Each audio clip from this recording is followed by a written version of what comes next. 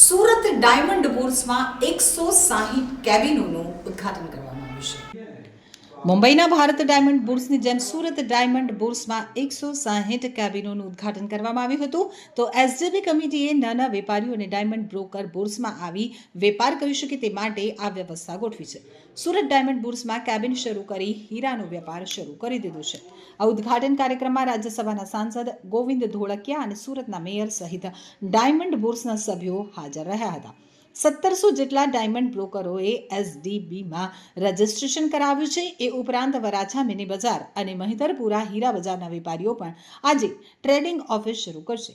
તો Surat diamond bourse ધમધમતું કરવા Surat diamond બુર્સના ચેરમેન ગોવિંદભાઈ ધોળકિયા સહિતના કમિટી મેમ્બર દ્વારા મહિધરપુરા હીરા બજાર અને વરાછા મિની બજારના વેપારીઓ સાથે બેઠક યોજી હતી અને આ વેપારીઓએ એસડીબીમાં ઓફિસ શરૂ કરવા સમજાવ્યા હતા। તો સુરત ડાયમંડ બુર્સમાંથી વધારેમાં વધારે લોકો ટ્રેડિંગ કરી શકે તે હેતુથી નાના વેપારી મિત્રો માટે 160 જેટલી કેબિનો તૈયાર કરવામાં આવી છે।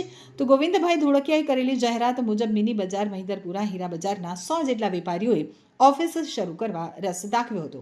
આજે 160 ટ્રેડિંગ કેબિનો સહિત ઓફિસો પણ શરૂ કરવામાં આવી હતી, જેમાં રાજ્યસભાના સાંસદ અને ડાયમંડ બુર્સના ચેરમેન ગોવિંદ ધોળકિયા, મેયર દક્ષેશ માવાણી સહિત સુરત ડાયમંડ બુર્સના સભ્યો હાજર રહ્યા હતા।